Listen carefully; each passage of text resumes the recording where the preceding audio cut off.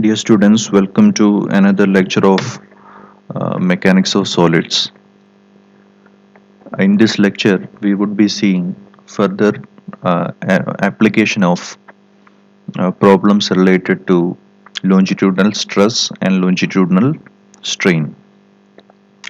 So, let us consider, uh, before we begin, let us have a very quick summary of what we have learned till now. So, we basically learned that if we are having a bar of uniform cross section, so it is having a length L and cross sectional area A and homogeneous material of modulus of elasticity E, and if an axial load is applied to it at its ends. Now, any point inside these loading points, any points within these loading points is in a state of uniform stress.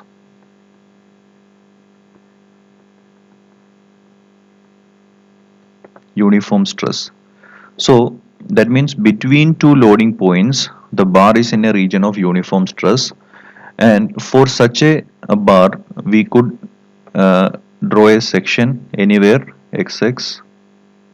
We can find out this by considering the free body diagram of either the left portion or the right portion. We can calculate the stress in the region as sigma is equal to p by a. We already know it. We can also calculate the strain as change in length by original length. If we know the stress and the strain, we could relate them by the equation known as the Hooke's law. Sigma is equal to is proportional to the strain. The constant of proportionality is the modulus of elasticity E. We could also derive equations for the change in length as strain into length. Strain is nothing but stress divided by E into L. Stress can further be replaced as P by A into L by E. So these are the various equations that we have derived with respect to uh, bars undergoing uniform stress of you, and the bar is of a uniform cross section, particular length, and modulus of elasticity, and there the region between two loading points, that region will be in the state of uniform stress. So for such sections we have derived these formulas are applicable for such sections. Now what we will do is we will consider some more applications of this.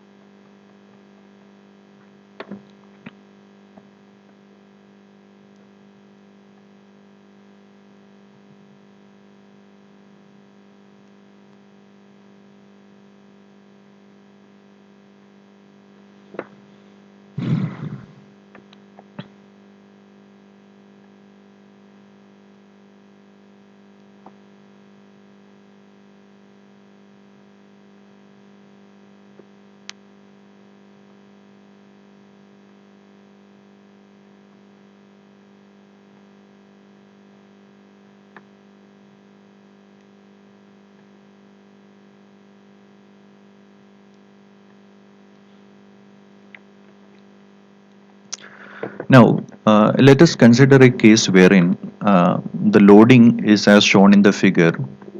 The member BD. Let us consider that all these members, what we are having is in this particular arrangement.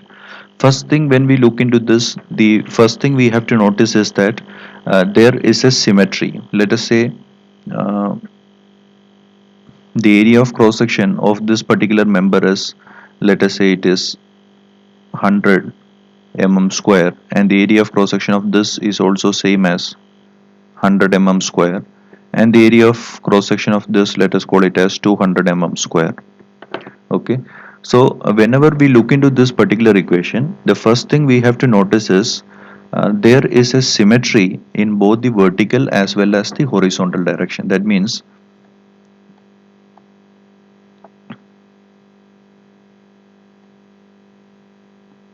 if you are trying to draw an axis of symmetry in the vertical direction as well as the horizontal direction, so let this be xx, one of the axis of symmetry, and let this be yy, another axis of symmetry. So when we try to draw an axis of symmetry, what you could see is that whatever about the axis of symmetry, in the horizontal direction you do not have symmetry. However, in the about the x-x axis there is an symmetry about the x-x axis, not about the y axis, but about the x-x axis you have a symmetry. uh, what that means is the loads and reaction on the left hand side will be same as the loads and reaction as well as displacement on the right hand side. So symmetry would mean there has to be symmetry in geometry, there has to be symmetry in the material that is used. For example, the material that is used on this side, this member, as well as the material on this member, both should be the same. Then only there will be symmetry. The symmetry is not only enough in the geometry but also in the material. Okay, so let us assume symmetry about, let vertical axis we will call it as y axis.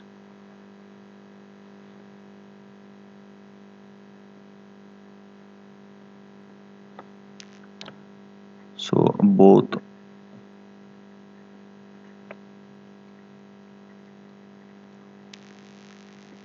so there is symmetry in terms of both geometry and material about the y axis. What that means is the loads and reactions as well as the displacement on either side of the y axis will remain the same.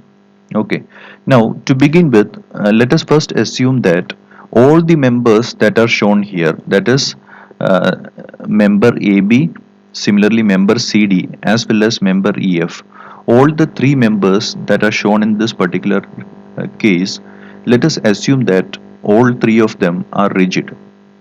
So let us assume all three members as rigid. Okay, if so,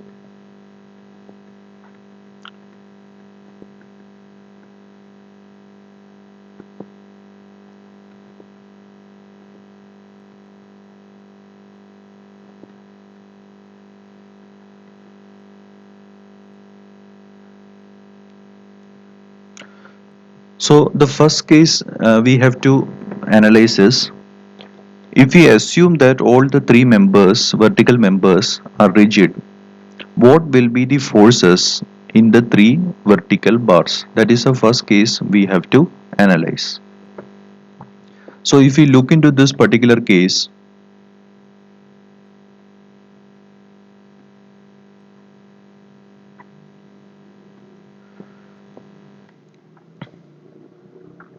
if we try to analyze, what we have to do, we have to draw the free body diagram first.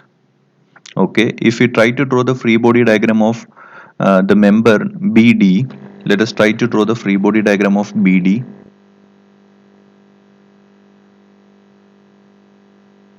This is BD. So what BD is doing is, at the center of BD it has a load 100 kilonewton. Okay. Now BD is pushing down on EF. Therefore, what EF will do? EF will try to push it back in the upward direction. So let us call that reaction as R3.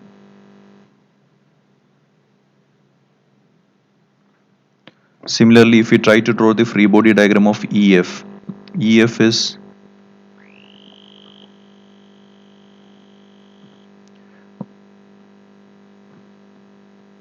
so BD is pushing down on EF. So let us call that as R3. The reaction will be equal and opposite at this end also, R3. Similarly, as this 100 kilonewton push down on BD, what BD will do? It will try to pull down these vertical members, right? Whatever vertical member is on either side, whatever vertical member is on either side, uh, what BD will do is it will try to pull down all those vertical members. So the BD is going to pull down the vertical member. So the free body diagram will be like this. Similar is the case.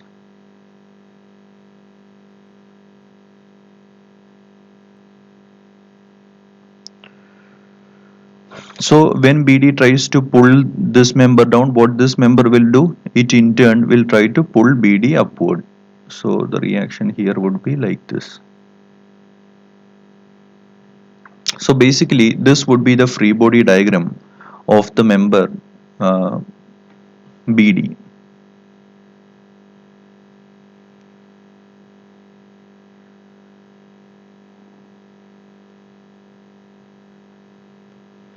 This would be the free body diagram of BD. Now if you try to analyze it, what you can see is that if you simply apply statics, what you will see is, you will see that uh, R3 equals 100 kilonewton, and naturally R1 and R2 are same because of symmetry, and they will be 0. This is what you will get. Now without doing all these calculations also, by looking into the figure also, we can understand it. That is, if you look, all the bars are considered as rigid, and the load is applied at this particular point. And when all the members are rigid, we can apply the principle of um transmissibility of force, by which whatever load that is applied is going to be effective throughout this line of action. And what is going to happen is, this load is going to be transferred directly to the ground along this line of action of this member. So this member alone is going to take all this particular load. Okay.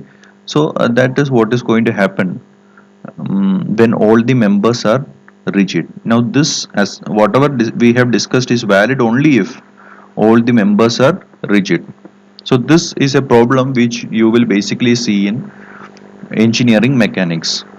Now what we are going to consider now is, what will happen if the members are not rigid, rather they have modulus of elasticity, that is, they are elastic. Rigid means the modulus of elasticity is infinity, and because of that there will not be any change in length. So we are going to consider cases wherein members are elastic, that is, there is a finite value of modulus of elasticity, let us say 2 into 10 raised to 5 Newton per mm square. And what will be the difference in behavior? Okay, what will be the difference in the forces in these members? That is what we are trying to find out now.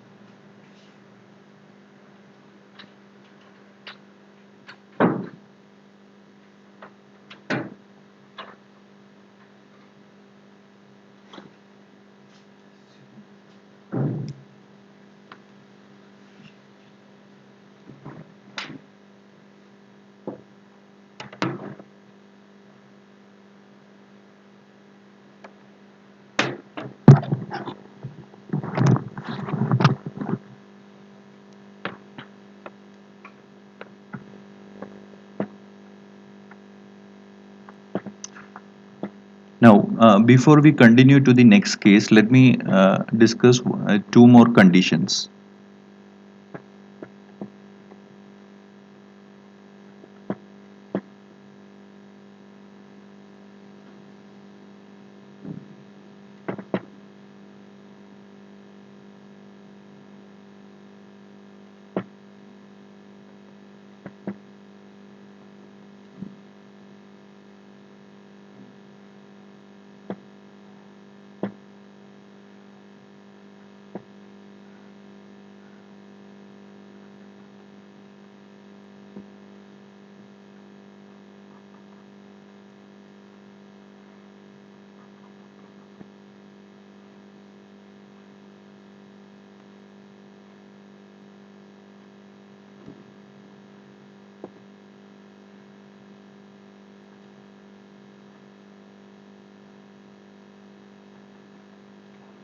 Now, let us say these are two more conditions that we are going to discuss. So here let us say it is 100 mm square, and this is also 100 mm square, and here we have it vertical bars at the top as 100 mm square, and let us this be 200 mm square.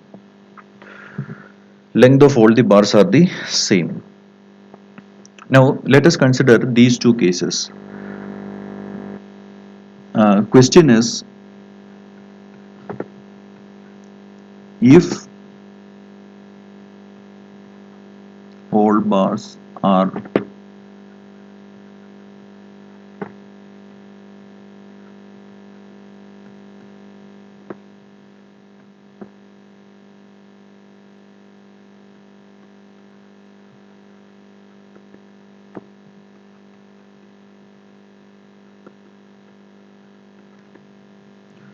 uh, now the question in this case is, uh, we have almost identical cases, but the in this particular case A, what we have is all the vertical members have the same cross sectional area, and in this case B, all the members are having the uh, the top two vertical members have the same cross sectional area, and the bottom vertical member have the larger cross sectional area. Logically, if we look, this one seems more suitable, because if you see at the top the load is being carried by two bars, okay, and at the bottom only one bar is carrying the load, and therefore naturally this one member should be having a larger cross sectional area. Now for the sake of analysis, let us assume that the all the bars are rigid. This is only for analysis purpose. Let us assume that all the bars are rigid. Okay. Now, if all the bars are rigid, what will be the forces in the vertical bars? That is the question. Uh, we had already considered this case in the previous example. Now, will it be any different from this case, or will the answers be the same? So if we try to do an analysis, what we will be seeing is that whatever result that we got in the previous case, we will be getting in this case also. So what that means is, when the bars are rigid, the geometry or the cross-sectional area of the members do not really matter. When we consider bars as rigid, whatever geometry or the cross-sectional area of the members that we are considering do not really matter, okay, in the distribution of forces. It is only the relative position of the forces for the members that matter. Their cross sectional area do not really matter, because we are assuming all the members are as rigid, so all the members will behave the same way. When they are rigid, all rigid bars are going to have the same behavior only changes when they are elastic, okay. So these two cases will have the same forces or the same behavior. Okay.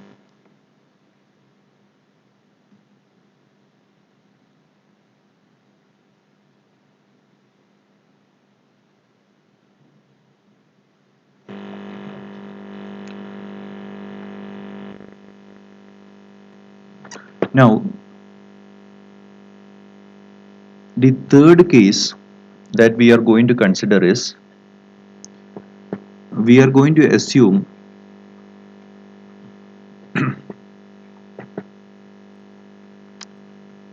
all the bars, that is all the vertical bars, have same length, same material, and the same cross sectional area. So if this is the case, what will be forces in vertical bars? This is the next question that we are going to consider. So let us draw the figure once again.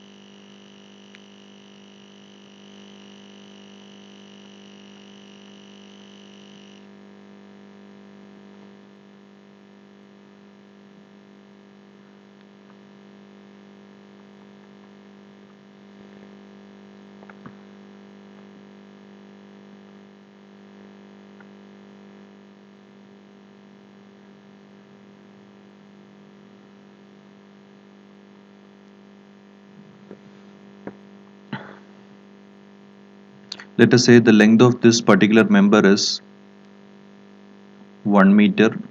Let us say the length of this is also 1 meter, and the length of this is also 1 meter.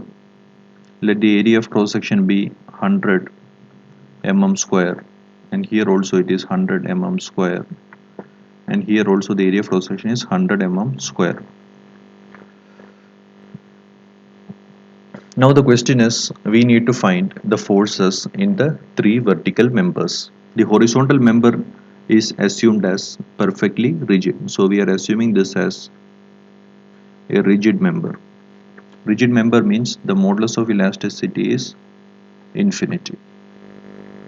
Okay. Now, looking at this, the first assumption we can make is, about the vertical axis passing through the center,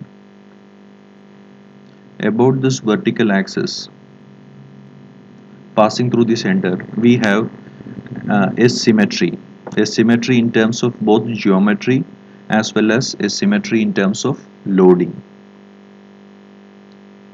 So symmetry is there in geometry and loading.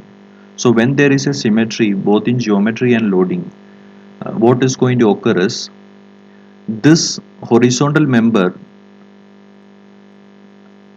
when there is a symmetry in both geometry and loading, even after the deformation, this symmetry will be retained. So what that means is, if this member is going to come down, it will come down in a perfectly horizontal manner. Okay, if this member is going to come down, it will come down in a perfectly horizontal manner. That is, the symmetry that existed uh, before the loading will be maintained after the loading also, if both the symmetry and geometry are uh, existing. Okay. Now what we have to do is, we have to analyze it for finding the forces in the members. Let us try to do that. So to do that, what we need to do first is we need to find the uh, free body diagram of the members. So how do we draw the free body diagram? This is the horizontal member. So in the horizontal member, we have a force 100 kilonewton that is acting at the center. And what this is doing? This is pushing down on the vertical member. This horizontal member is pushing down on the vertical member. So let us call that, if we name this as 1 and this as 2 and this as 3, let us call this force as R3. So at this point there will be an equal and opposite reaction of magnitude R3. Now similarly, as this member, the horizontal member, tries to move down, it will pull down on this member. So at this point there will be a vertical force in the upward direction. Similarly,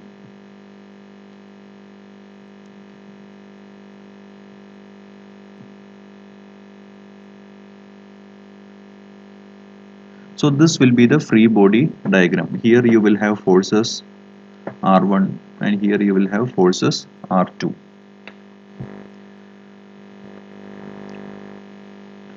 Now, without doing any kind of an analysis, uh, what we can do is we could directly say that because there is symmetry in the geometry and loading of the figure, uh, all the forces will be equally shared by the three members.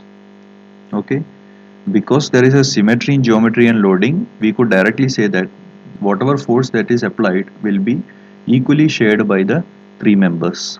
That is, each of this member will be having a load 100 kilonewton, 100 by 3. This will be there equally on the three members. The only difference is in this member it will be compressive in nature, and in these two members it will be tensile in nature. Now what we will do now is we will try to see how to find that using the theory that we have learned. So if we assume that, let us say, this bar has moved down by a distance delta. Okay, let us assume that the rigid bar has moved down horizontally by a distance delta. So that distance will be the same at this point also. Why? Because there is a perfect symmetry about the this central axis. So that is why the delta will be the same on either side. Now let us try to, so this vertical member has undergone shortening by delta, and this vertical members, two vertical members, have undergone elongation by delta. So if we try to find a relationship, first thing we can write is delta of member 1 is same as delta of member 2. It is also same as delta of member 3. So the change in lengths are the same. Now the strain value of each of them is given to us. So if the strain value is the the length of each of the member is known to us. Length of L1 equal to L2 equal to L3 equal to 1 meter. Length is known to us. So what we can do is, can we calculate the strain in each of the members?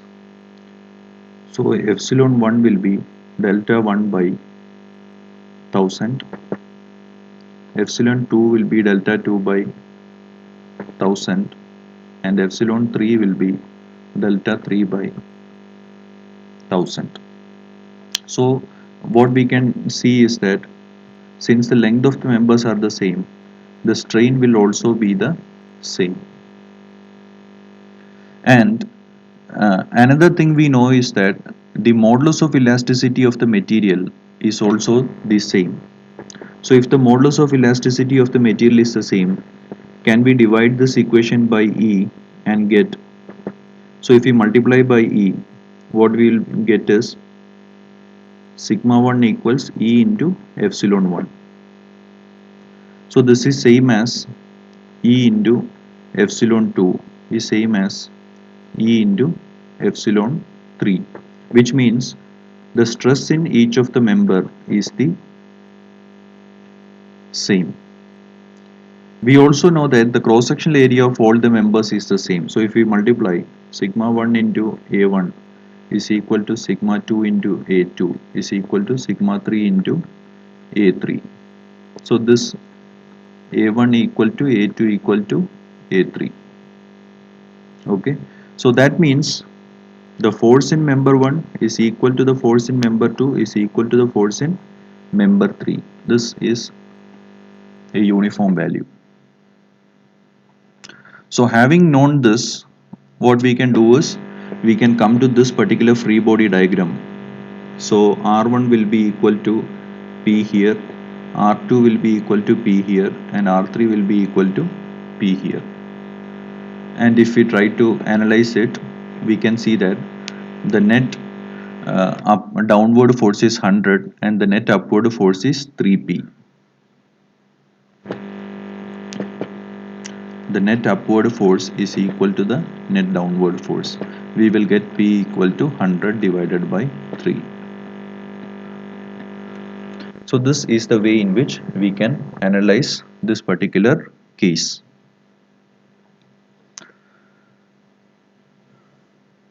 So once again, let us see the different cases that we have discussed. The first case that we discussed is we have this arrangement uh, and we have considered the material to be the same. Material of all the bars are the same. So what happens is there is a perfect symmetry in the geometry as well as the material along the vertical axis passing through the center. And the important assumption that we made is all the members are rigid. And when all the members are rigid, we saw that the force is only taken by this particular member because it is directly applied on this member and will be transferred vertically downward by principle of transmissibility. And these two members are not taking any force. So that we got from the basic concepts of equilibrium. Now in the second case, what we discussed is we consider a case wherein the bottom vertical bar is having the same dimensions and cross-section area as the top vertical bar. In that case also, when we did some analysis, we saw that because the bars are assumed as rigid, the change in the cross-sectional areas or their lengths do not really matter. All that matters is the relative position of the loads. So as long as the relative position of the loads do not matter, in the rigid body mechanics or the basic engineering mechanics concepts, the force distribution is not going to change. The third case that we considered is the case wherein the bars are not rigid, rather they are having a finite value of modulus of elasticity. So here the difference between the previous cases, in the previous case the vertical bars were rigid. Here we have the vertical bars are having a finite amount of modulus of elasticity. Let us call it as 2 into 5 10 raised to 5 Newton per mm square. Okay, I hope that the message is very clear.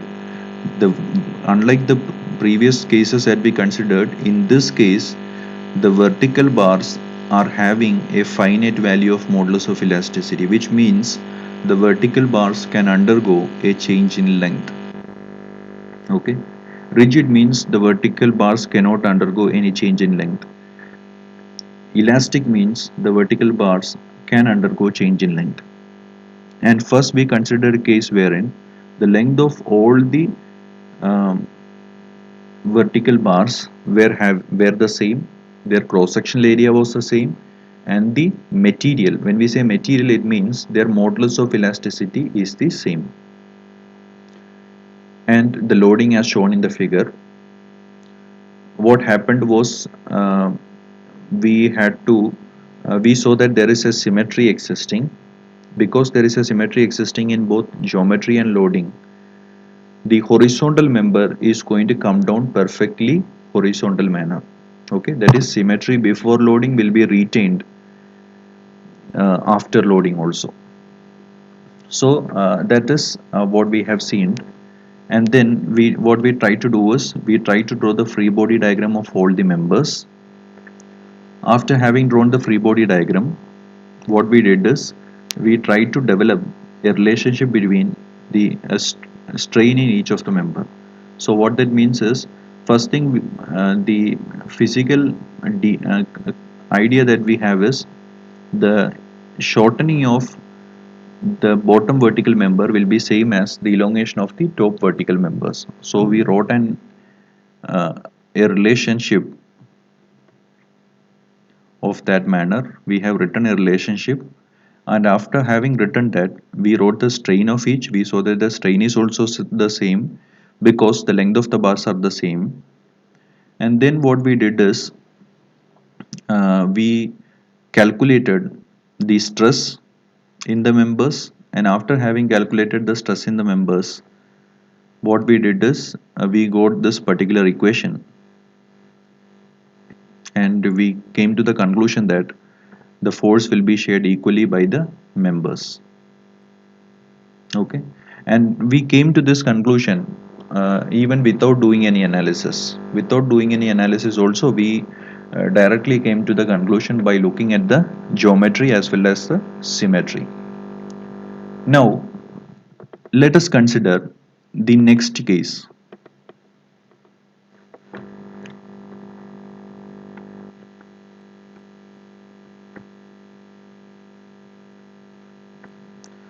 In the next case that we are going to consider is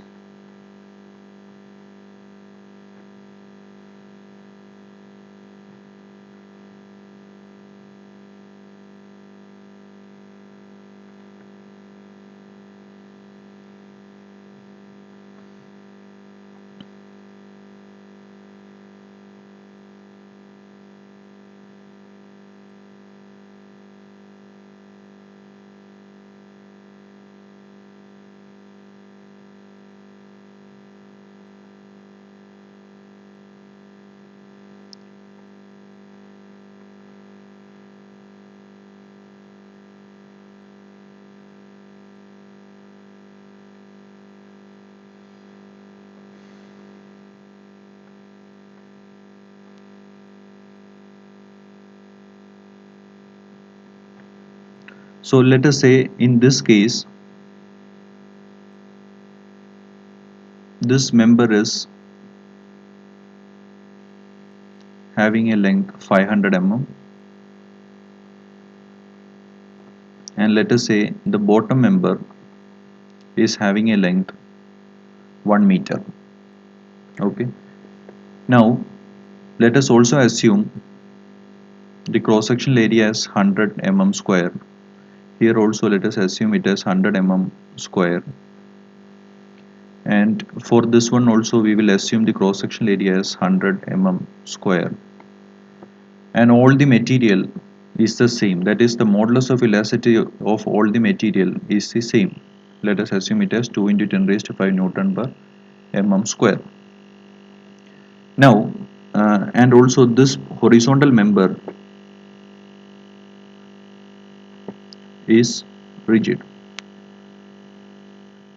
Okay, let the loading be also the same, 100 kilonewton. Okay, now this 100 kilonewton is acting perfectly at the center. So there is,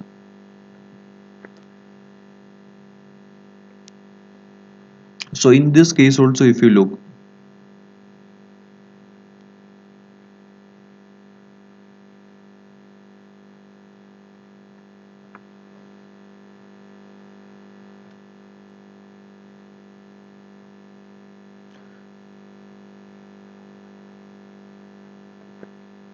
if we consider the vertical axis as y, what we can see is that about the vertical axis there is perfect symmetry. So what does that mean? That means that if this particular horizontal member is going to come down, it is going to come down in a perfectly horizontal manner, because there is symmetry in the loading and geometry about the y axis. Whenever there is a change in length or movement of this member, it is going to come down vertically downward. That means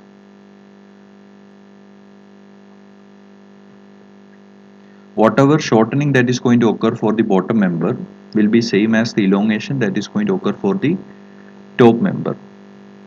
Okay.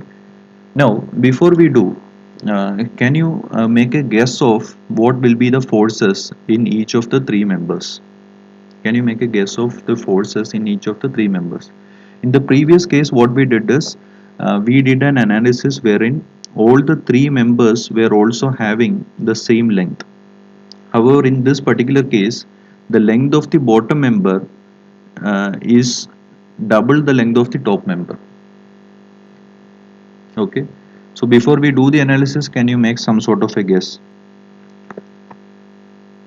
So if we try to think about it conceptually, what we can see is that the elongation, the change in length of each of the member is the same. If we calculate the strain of these two members will be twice the strain of this member. Okay, the strain of the top two members will be twice the strain of this member, which means that the stress in each of the two members will be twice the stress in the bottom member, which in turn means that the more load will be carried by these two members compared to this member. Okay, let us try to see how it will come out. So let us call this as member number 1, let this be member number 2, and let this be member number 3. So if you draw the free body diagram of the horizontal member, 100 kilonewton is acting downward, R3 is acting upward, R1 is acting like this, R2 is acting like this. So R1 plus R2 plus R3 is equal to 100. Also we have the change in length of 1 is equal to change in length of 2 is equal to change in length of 3. Strain of 1 is equal to strain of 2 is equal to, let us call it as delta 1 by 500. Strain of 3 is equal to delta 3 by 1000. So delta 3 is same as delta 1. So it is delta 1 by 1000. This is equation number 1. This is equation number 2. So if you try to compare equation number 1 and 2, you will see that epsilon 1 is equal to epsilon 2 is equal to 2 times epsilon 3. So if you multiply by the modulus of elasticity, multiply, this is equation number 3. So if you multiply equation number 3 by the modulus of elasticity, you will get sigma 1 is equal to sigma 2 is equal to 2 sigma 3. Okay, now this is equation number 4. If you multiply equation number 4 by the cross sectional area, you will see that P1 is equal to P2 is equal to 2P3.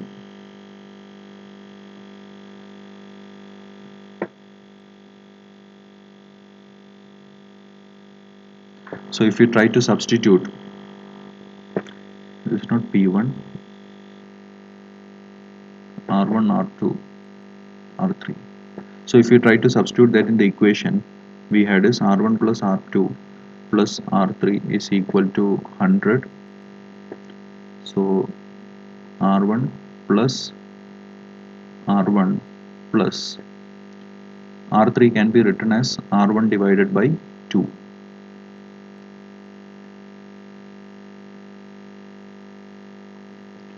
So that is 2.5 R1 is equal to 100. So R1 is equal to 100 divided by 2.5. So that is 40.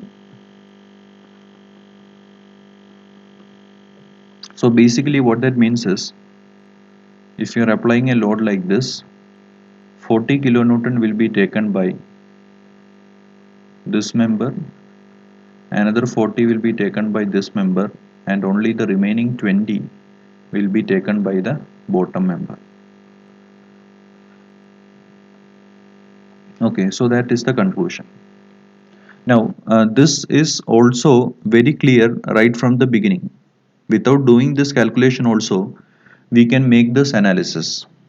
That is, we know that from the compatibility condition or from the geometry of loading as well as the from the symmetry of loading as well as geometry, we know that the shortening of this vertical member is same as the elongation of this vertical member. That is very clear. So once that is there, we can make an assessment of the strain by considering that whatever strain that is going to occur here, the strain occurring here will be half of that because their length is twice. So once the strain is known, we can make an assessment of the stress. Once the stress is known, we can make an assessment of the nature of force in or the relationship of the forces in all the three members.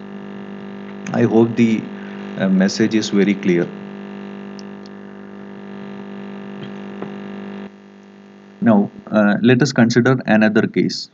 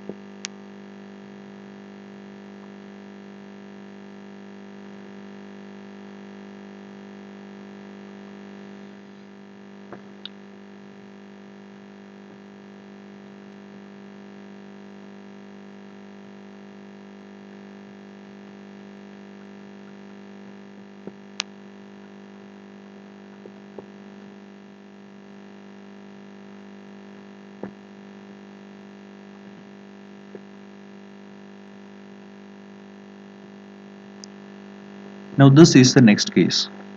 In this particular case, again, we are having uh, all the bars are of the same material, all the bars are having the same modulus of elasticity, and the top two vertical members are having 100 mm square area, and the bottom vertical member is having 200 mm square area.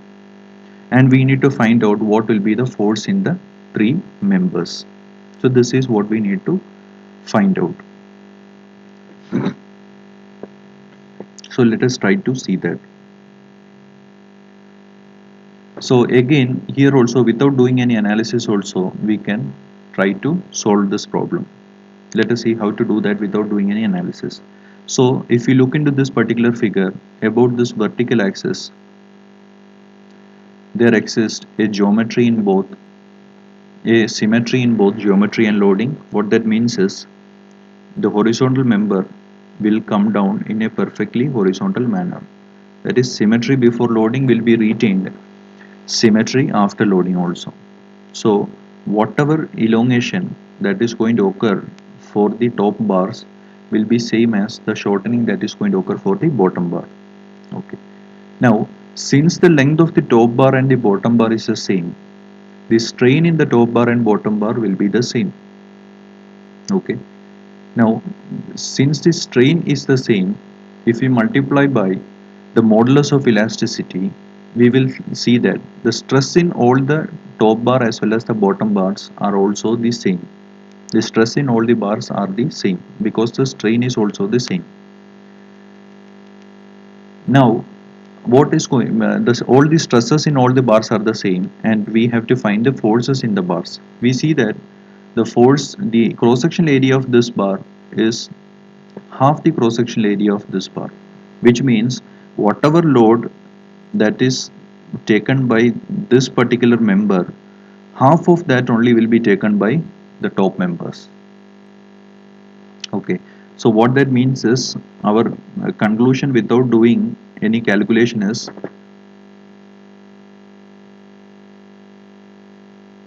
P1.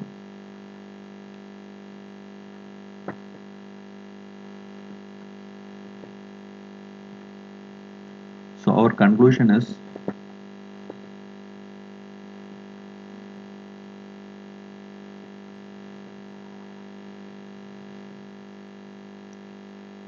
P1 is equal to P2 is equal to P3 divided by 2. So this is our conclusion. P1 equal to P2 equal to P3 divided by 2. So that means if you try to, we already know that P1 plus P2 plus P3 is equal to 100 from equilibrium of this horizontal member. So if you try to apply this, so P3 divided by 2 plus P3 divided by 2 plus P3 is equal to 100. So that is 2 P3 equal to 100. P3 equal to 100 divided by 2, that is 50 kilonewton. So P1 equal to P2 equal to 25 kilonewton. Only difference is this is compression and this is tension. So this will be the sharing of the loads. So we could arrive at this sharing without doing any calculation. Let us try to see if this is correct by applying the theory also. So if we apply the theory, delta 1 is equal to delta 2 is equal to delta 3. Calculating the strain in each of them, epsilon 1 is equal to delta 1 by 1000, epsilon 2 is equal to delta 2 by 1000, epsilon 3 is equal to delta 3 by 1000, because all the bars are having the same length.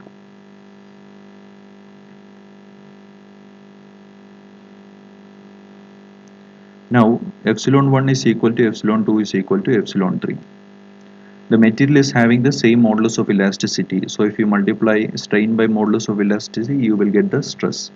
That is sigma 1 is equal to sigma 2 is equal to sigma 3. Now we need to find the force in each of the members. So force in the first member is sigma 1 into A1. The force in the second member is sigma 2 into A2, and the force in the third member is sigma 3 into A3. Now we know that uh, A3 is equal to we know that A1 is equal to A3 divided by 2. So sigma 1 into A3 divided by 2. All the sigma are the same. So this is nothing but P3 divided by 2. Similarly here also it is sigma into A3 divided by 2, that is P3 divided by 2. So whatever assumption we have got in the beginning by looking at the geometry, symmetry in the structure, we have arrived at the same by doing the calculations also. Okay.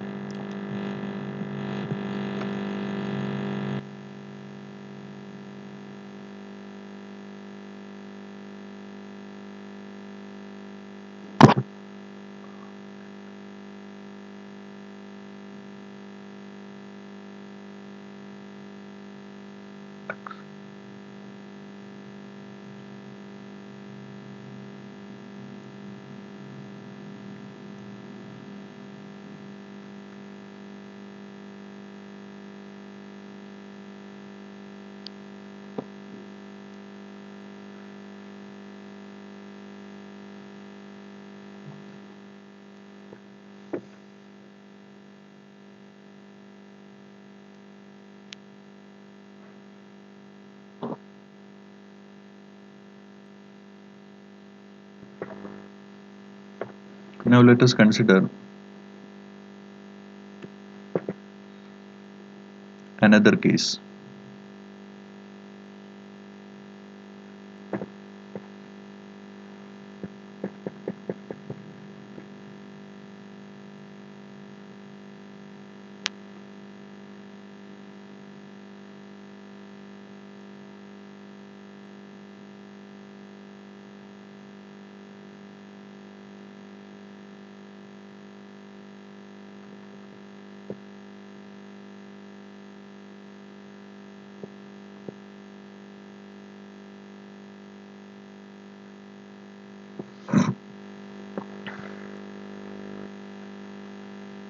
So in this particular case, let us say all the bars are having 100 mm square and 1 meter in length and the same modulus of elasticity.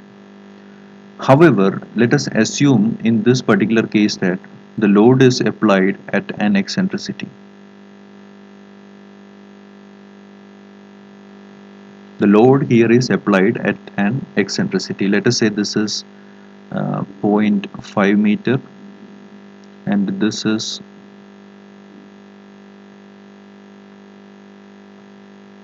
0.25 meter and this is 0.25 meter.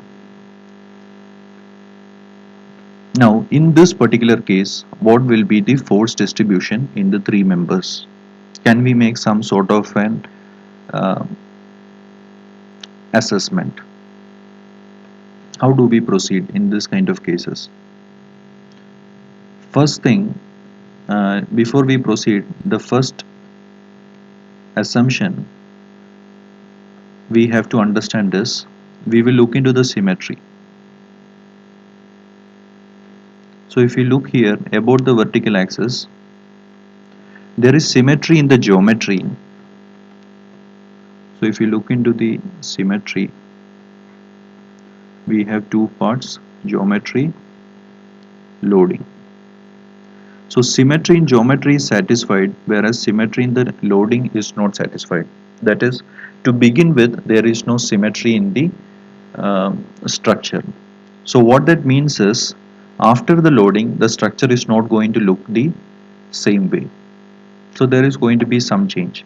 And we know that the load is more on this side. So what will happen is, after the deformation, the horizontal member is going to be in an inclined position. So that means initially the horizontal member was like this. So after the change in length, the horizontal member will look like this. That is, it is on the direction, on the nearer to the load, it will be having more change in length compared to the position that is away from the load.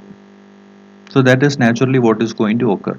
In the previous case, we considered the load perfectly at the center. There was symmetry. It is going to come perfectly vertically downward. However, in this case, the load is at an eccentricity, and nearer to the load, it is going to have more change in length. So what we will do is we can draw it as a simplified diagram like this. So let this be delta 1 and let this be delta 2, let this be delta 3. So we know the relative distances between the different points. So this is 0.5 meter and this is 0.5 meter. So because we know the relative distances between the different points, we can easily get a relationship between these two. So if we try to write some kind of a, you can use any method of trigonometry you can use. So if I try to draw a baseline here, if we try to draw a baseline here, what we can see is that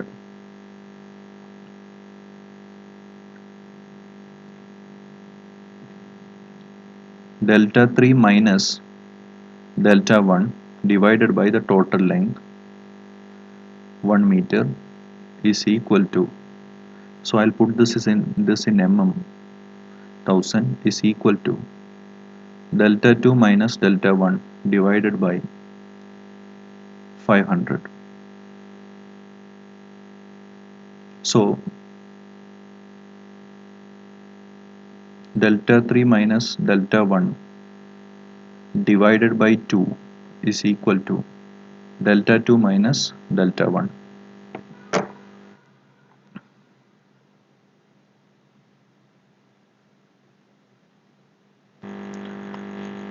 So again, if we try to rewrite this, delta 3 minus delta 1 is equal to 2 delta 2 minus 2 delta 1.